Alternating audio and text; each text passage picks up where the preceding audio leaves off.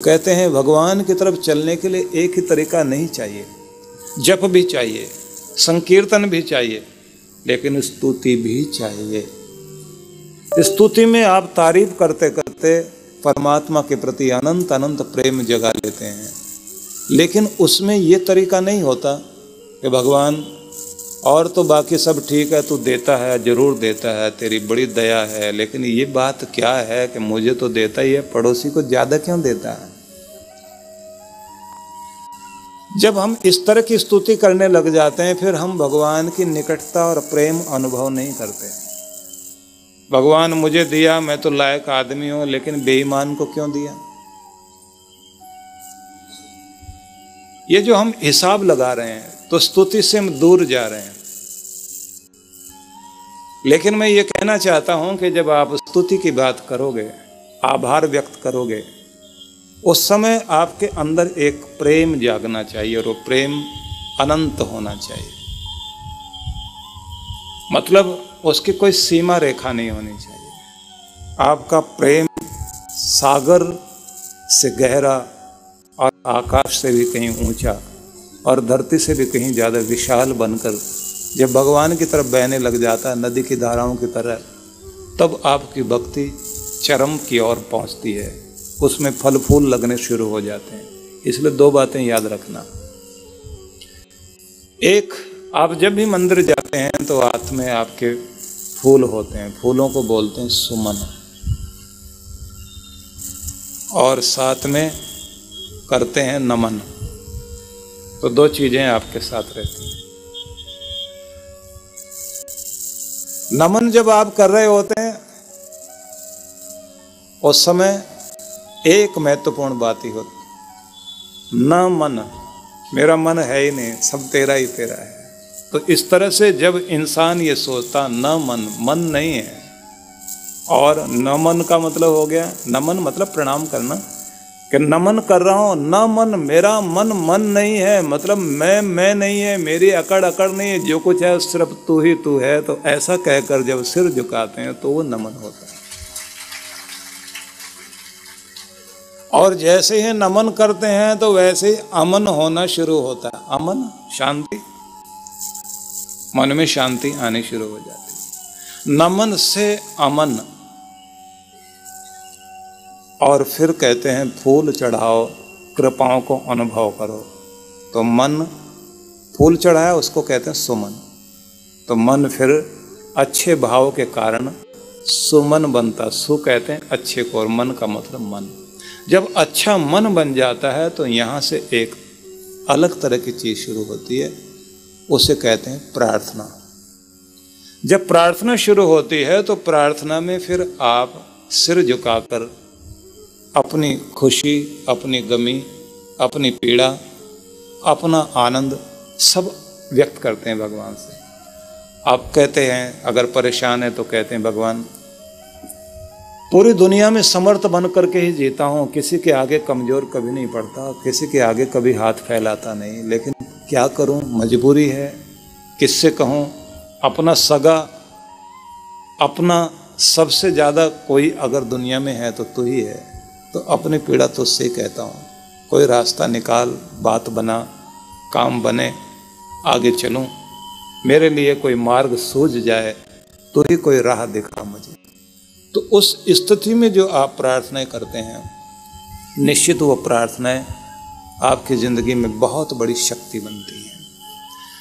प्रार्थनाओं में बहुत बड़ा बल होता है। और प्रार्थनाएं भी ये ध्यान रखिए कि जब सामूहिक प्रार्थनाएं होती हैं तब वो प्रार्थना सच में बल बन जाती हैं। इसलिए हो सके तो अपने घर के सभी लोग इकट्ठे बैठकर मिलजुल के प्रार्थना जरूर किया करो। छोटा सा बच्चा भी अगर प्रार्थना करता है आपके साथ मिलकर, तो प्रार्थना सच में चमत्कारी हो जाती है, क्योंकि जिसका मन निश्चल है, ऐसे मन से की गई प्रार्थनाएं कृपाएं देती हैं। इसलिए जरूर करना चाहिए। एक दिन ऐसा आप रखें, रविवार की सामूहिक प्रार्थना का प्रोग्राम आप लोग रख लिया करें। घर के परिवार के जितने भी लोग हैं सब इकट्ठे बैठा करें और इकट्ठे बैठकर प्रार्थना किया करें। प्रार्थना के लिए मैं सबसे पहले ये कहूँगा आप सभी को कि एक तरीका ये भी है कि आप लोग बच्चों को रटी रटाई प्रार्थनाएं करवाओ। वैदिक प्रार्थनाएं बोलते हैं, श्लोक बोलते हैं, तो उन सब कोई भी प्रार्थना करते हैं, माँ प्रगाम पथो वयम माँ यज्ञात इंद्र सोमिना, जैसे प्रार्थना की जा रही है। भगवान जो हमारे लिए मार्ग दिया गया, सतपथ दिखाया गया है, उससे कभी हम विचलित ना हो। जो जिंदगी के सिद्धांत हैं उनसे कभी दूर न जाएं, जो इंसानियत के सिद्धांत हैं उनसे कभी दूर न जाएं। जिंदगी के रास्ते को छोड़े नहीं, इंसानियत के रास्ते को छोड़े नहीं। माँ यज्ञात इंद्र सोमिना, और जिंदगी के आखिरी लम्हे तक भी यज्ञ को, परोपकार को, भलाई को, अच्छाई को कभी ना छोड़ें, और कभी भी देने के स्वभाव को भी ना छोड़ें। वो आदत ना बन जाए हमारी कि जिसमें हम कृपण हों, कठोर हों, रूखे बन जाएं। प्रार्थना जब आप बोलते हैं और इकट्ठे मिलकर बोलते हैं तो प्रार्थना बहुत बड़ी ताकत देती है। इनका एक लाभ तो ये होता है कि आपकी खुद की आत्मा को शक्ति मिलती है, और प्रार्थनाओं में निराशाएं झलकनी नहीं चाहिए, क्योंकि ये जो आपका जीवन है ये पतझड़ नहीं होना चाहिए, ये वसंत होना चाहिए। वसंत ऋतु आती है, जिस ऋतु में आप लोग इस समय यहाँ बैठे हुए वसंत पंचमी आप लोगों ने मनाई है, तो इस ऋतु में आप देखते हैं कि धरती के कण कण के अंदर से हरियाली प्रकट होने लगती है, फूल खिलने लगते हैं, नदियों का जल निर्मल हो जाता है, आसमान भी निर्मल होता दिखाई देता है। इस समय की धूप सुहानी लगती है। इस समय हवाओं के अंदर एक अलग तरह का उन्माद होता है। यही एक मौसम है जिसमें आपके शरीर में भी खास तरह के परिवर्तन होते हैं। इसी समय में आप लोग देखते हैं कि जो कोयल बोलती है, पपीहा गाता है, मोर नाचते हैं, पूरा वातावरण ही ऐसा लगता है कि जैसे प्रकृति में वसंत नहीं है, महोत्सव है। तो उसको कहा जाता है वसंत, और वसंत जीवन के लिए बड़ा महत्वपूर्ण है। हालांकि ये कहा जाता है कि जीवन में वो घड़ी बहुत ऊंची होती है जब प्रकृति में वसंत आए और जिंदगी में किसी के संत आए, तो उस घड़ी को सबसे महत्वपूर्ण घड़ी कहा जाता है। वो जिंदगी महत्वपूर्ण बन जाती है। कहते हैं गुरु है तो जिंदगी शुरू है। जिस घड़ी से आपके जीवन में गुरु ने प्रवेश किया तो जीवन तो वहीं से प्रारंभ हो गया। दो भागों में जीवन बट जाता है, मिलने से पहले और मिलने के बाद। जब से गुरु से मिले उससे पहले, और जब से मिले उसके बाद। एक अलग तरह का परिवर्तन, जीवन का उत्तरायण जब शुरू होता है, जीवन के अंदर एक प्रकाश पर्व जब शुरू होता है, तो उसे कहा जाता है वो एक घड़ी जब जीवन में गुरु आ गए। तो प्रार्थनाएं जब आपके जीवन से जुड़ती हैं तो उन प्रार्थनाओं में आप वसंत वाली बात करते हैं, उत्साह की बात करते हैं। आपकी प्रार्थनाएं ऐसी दुर्बल प्रार्थनाएं नहीं होनी चाहिए कि हम अपने आप को हीन, दीन, बहुत ही ज़्यादा नीचे गिरा हुआ और ऐसा मान लें कि जैसे कोई कुछ होना ही नहीं है। भिखारी प्रार्थना करने के लिए बैठा, बच्चों को साथ बुला लिया, दिवाली है चलो मिलकर प्रार्थना करते हैं। सारे इकट्ठे हो गए, घर के लोग इकट्ठे हो गए। अब प्रार्थना करते हुए सबके समझ में आ गया कि आज कुछ मांगना है, क्योंकि लक्ष्मी माता कुछ देगी, और सबने एकदम बोलना शुरू कर दिया, लक्ष्मी माता प्रसन्न हो जाओ और हम लोगों पर इतनी प्रसन्न हो जाओ, एक कार दे दो, कम से कम एक कार तो होनी चाहिए। मांग लिया और बच्चे एकदम जोर से चिल्लाकर बोले हाँ बस फिर कार में बैठ के भीख मांगा करेंगे, क्योंकि वो भीख से आगे जा नहीं सकते। वो ये सोच ही नहीं सकते कि हमारा कोई और काम धंधा भी हो सकता है। उनको लगता कार में बैठेंगे, लोगों से भीख मांगा करेंगे। जब मन भिखारी बन गया तो राजा के सामने बैठे, दुनिया के मालिक के सामने बैठे हैं, तो ध्यान रखिए वहां भी भिखारी जैसा ही हाव भाव दिखाना शुरू कर देंगे। जब मन इतना ज्यादा भिखारी बन गया हो तो फिर प्रार्थना में भी भिखारीपन दिखाई देता है। लेकिन एक व्यक्ति वो भी है कि जो किसी भी स्थिति में क्यों ना हो, भले ही गरीबी ने छू लिया हो उसे, लेकिन अंदर से अमीर है, तो दीनता नहीं दिखाई देगी। मैं निवेदन करना चाहता हूँ, प्रार्थनाओं में आपको दीन नहीं बनना चाहिए। बेबस मजबूर होकर आप प्रार्थना कर सकते हैं, बेबस होकर लाचार होकर कह सकते हैं, लेकिन एक आत्मविश्वास जरूर दिखाई देना चाहिए। जिसकी प्रार्थना में आत्मविश्वास है, ये ध्यान रखना, उसकी पात्रता विकसित होगी और भगवान उतना ही अधिक देगा भी सही।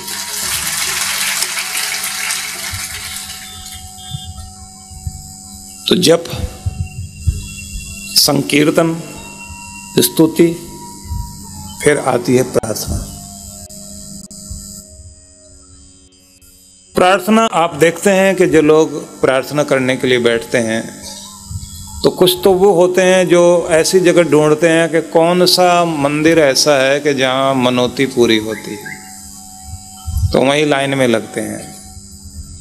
उस में ये भी पूछ लेते हैं कितने दिन आना पड़ता है इधर।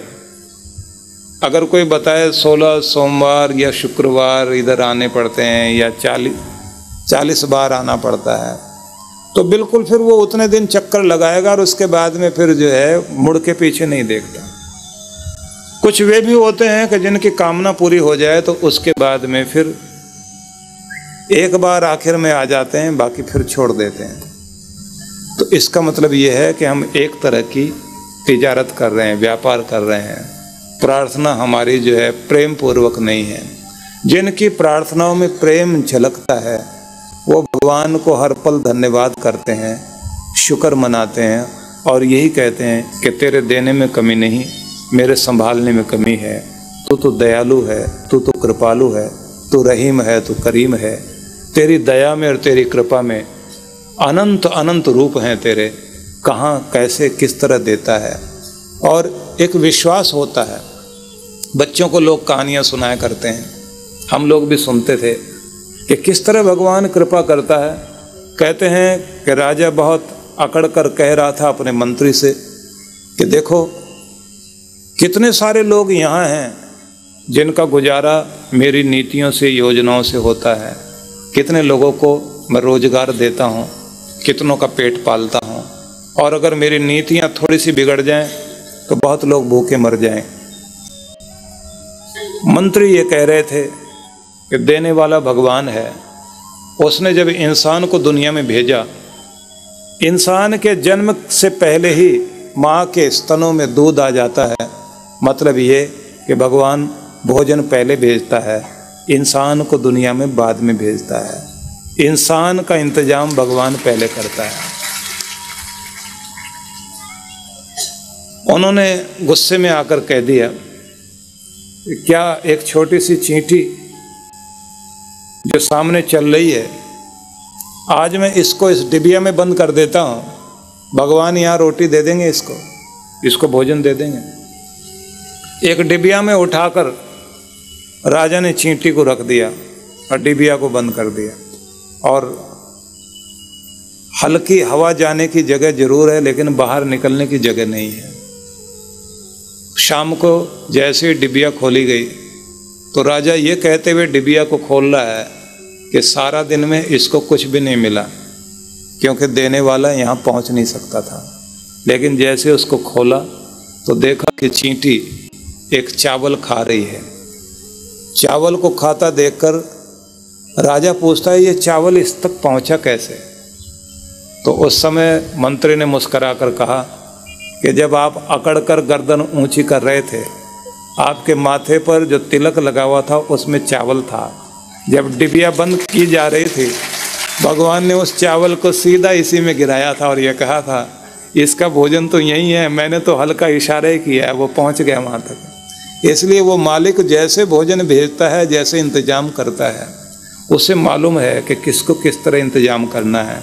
लेकिन जहाँ हमारा एफर्ट होना चाहिए, जहाँ हमारा कर्म होना चाहिए, हम अपने कर्म में कमी करते हैं, लेकिन भगवान अपने कर्म में, दया में कभी कमी नहीं करता। जब इंसान इस भाव को ध्यान रखता है कि उसकी दया चारों तरफ हो रही है, तो आभार व्यक्त करने के लिए जिन शब्दों का प्रयोग किया करता है, उन शब्दों को ही प्रार्थना कहा जाता है।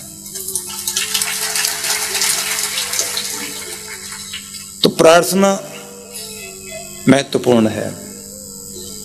इसी के साथ आता है सिमरन, स्मरण, याद बनी रहना, जिसके लिए कहते हैं कि ये इस तरह रहे जैसे सुमरन की सुधियों करो जैसे गागर पनिहार, हालत डोलत सुरती में कहत कबीर विचार। सुमरन की सुधियों करो जैसे दाम कंगाल, कह कबीर बिसरत नहीं पल पल लेत संभाल। सिमरन की सुधियों करो जैसे नाद कुरंग, कहे कबीर भूले नहीं प्राण तजे ते ही संग।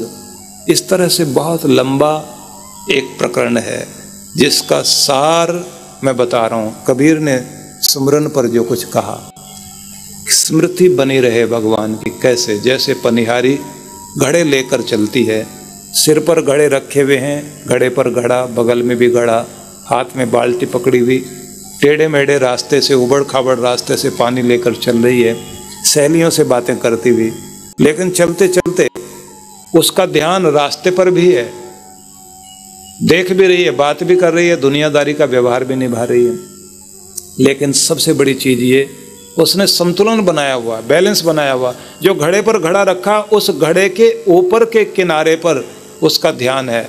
वो देखती जरूर है लेकिन ध्यान ऊपर, वो बात जरूर करती है लेकिन ध्यान ऊपर है। वो टेढ़ा मेढ़ा रास्ते से हिलती डुलती चलती जरूर है लेकिन ध्यान ऊपर है। ऐसे कहते हैं जिम्मेदारियों का बोझ सिर पर रखकर जिंदगी जीनी पड़ती है, और जिंदगी के टेढ़े मेढ़े रास्ते से इंसान को गुजरना पड़ता है, और उसके बाद दुनियादारी बातचीत करते हुए बितानी भी पड़ती है। लेकिन हर चीज में जिसका ध्यान ऊपर परमात्मा में लगा हुआ है, उसको सिमरन करना आ गया, और वही भक्त है। ये सिमरन भी एक विधि है। याद बनी रहे, ध्यान बना रहे, चलते फिरते, उठते बैठते, सोते जागते, कर्म करते, तुम्हारा ध्यान बना रहे। तू मेरे साथ है, तू मेरे अंग संग है, तू हाजिर नाजिर है, तू मेरा मालिक, मेरा परमात्मा सब जगह है। मैं महसूस करता हूँ तेरी कृपाओं को। इस तरह से जो अनुभव करता हुआ चलता है, उस स्थिति को हम सिमरन कहेंगे।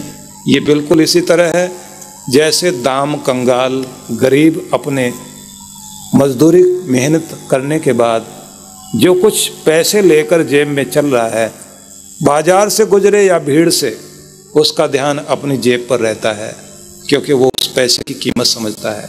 ऐसे जो भगवान के नाम की कीमत समझता है, वो चाहे दुनिया की भीड़ में हो या मेले में हो, वो अपने मालिक को भूल नहीं सकता, उसका ध्यान भगवान में रहेगा। चोट खाया हुआ हिरन जैसे बहेलिए की बांसुरी को सुनकर भी ध्यान उधर लगाया हुआ है, अपना दर्द भूल गया, लेकिन उस धुन को नहीं छोड़ता। ऐसे जिसकी धुन भगवान से जुड़ी हुई है, अपने दर्द को भुलाकर भी जो अपने भगवान को याद किए बैठा है, कहते हैं उसकी भक्ति परवान चढ़ती है। इसी का नाम सिमरन है। और बहुत सारे उदाहरण कबीर ने दिए। कहा है कि जिनकी शादियां हुई और पत्नी या पति थोड़ी देर के लिए बाहर चला गया, पति या पत्नी मायके चली गई, तो जैसे पत्नी का ध्यान रहता है, खाना खाने के लिए बैठेगी तो सोचती है पति 1 बजे खाना खाते हैं, तो उसको ध्यान में आता है कि मैंने 1:30 बजे भोजन करना है, उनके खाने के बाद खाना है। उसका ध्यान लगा रहता है अभी क्या कर रहे होंगे, अभी कहाँ पर होंगे। घर के लोग पूछते हैं बात करनी है, कहाँ होंगे इस समय, वो पूरा अंदाज लगाकर बताने लग जाती इस समय वहाँ होंगे। तो उसका ध्यान जैसे पति में लगा रहता है, कहते हैं ऐसे भगवान के प्रति जिसका ध्यान लगा हुआ है, समझो उसको सिमरन करना आ गया। ये भी एक ढंग है भगवान की तरफ चलने का। इसलिए मैं वो सारी चीजें आपको बता रहा हूं कि किस तरह से जुड़ोगे भगवान से, कैसे उसकी तरफ चलोगे। अद्भुत चीजें हैं अपने देश में। आप लोग देखते हैं नवरात्रे आते हैं तो उस समय 3 शक्तियों की पूजा होती है। महाकाली, महाशक्ति जिन्हें कहें, महालक्ष्मी, महासरस्वती। जब हम शक्ति की पूजा करते हैं तो शक्ति है क्रिया शक्ति। जब लक्ष्मी की पूजा करते हैं तब वो शक्ति बनती है द्रव्य शक्ति, साधन शक्ति, वित्त शक्ति। अनेक रूपों में जो द्रव्य है, जो धन है, जो द्रविण है, उसकी शक्ति। और जिस समय सरस्वती माता की प्रार्थना पूजा अर्चना करते हैं तो वह ज्ञान शक्ति। तीनों शक्तियों को जीवन में चरितार्थ करते हुए कि द्रव्य शक्ति भी हो, धन शक्ति भी हमारे अंदर हो, ज्ञान शक्ति भी हो और साथ में कर्म की क्रिया शक्ति भी हो, तभी पूर्ण सफलता मिला करती है। इस रूप में 9 दिन तक शक्ति पूजा करते हुए शक्ति संपन्न होते हैं और उसी शक्ति को फिर हम एकाग्र करते हैं परम सत्ता के प्रति, जीवन की सफलता के प्रति, अपनी प्रगति के प्रति। इस रूप में अंदर शक्तियां जगाते हैं। तो देखा जाए तो एक ढंग है जिसको सभी को सोचना है। आराध्य के सम्मुख बैठें और समस्त ब्रह्मांड की शक्तियों को वहां आता हुआ अनुभव करें और फिर रिफ्लेक्ट होता हुआ अनुभव करें। शक्तियां आ रही हैं मेरी ओर।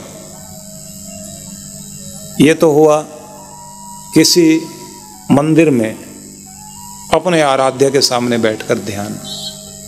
एक रूप होता है गुरु का ध्यान करना, गुरु के सूक्ष्म शरीर से, सूक्ष्म सत्ता से जुड़कर बैठना, ये महसूस करते हुए कि हम अपने सदगुरु के सम्मुख बैठे हुए हैं और दिव्य शक्तियां सदगुरु के माध्यम से होकर रिफ्लेक्ट हो रही है। गुरु के माथे पर आज्ञा चक्र जिसको तिलक से ढका हुआ है, उस जगह पर मेरा ध्यान है और वहीं से रिफ्लेक्ट होती हुई, प्रतिध्वनित होती हुई, प्रतिबिंबित होती हुई शक्तियां मेरी ओर प्रवाहित हो रही हैं और मैं चार्ज हो रहा हूँ। शक्तियां मिल रही हैं, शक्ति ग्रहण कर रहा हूँ। तो उस स्थिति में ध्यान में बैठकर शक्तियों को अनुभव करना चाहिए। जब शक्तियों को इस तरह से आप अनुभव करते हैं तो आपको खुद महसूस होने लगेगा कि सुख राशि, अविनाशी, परम तत्व मेरा भगवान वो आनंद घन है। मैं आनंद को अनुभव कर रहा हूं, मेरे अंदर आनंद चल रहा है, मेरे अंदर शांति आ रही है। मैं शक्ति से, साहस से, निर्भयता से जुड़ रहा हूं। अब मुझे कोई डर नहीं, मैं निश्चिंत हो रहा हूं और